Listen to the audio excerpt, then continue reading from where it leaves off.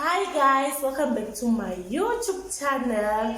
Today we'll be cooking sweet cones. Remember on my previous video I told you the sweet cones is one of our traditional food. Okay, today we'll be cooking sweet cones or Swifaki in Xitsonga.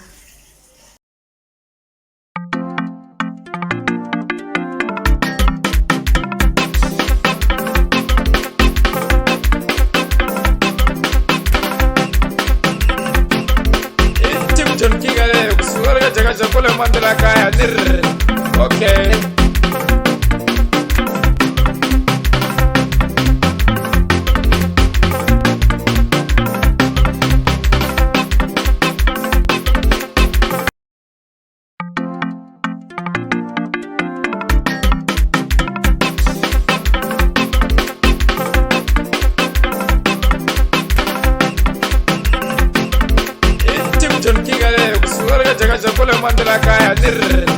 Okay.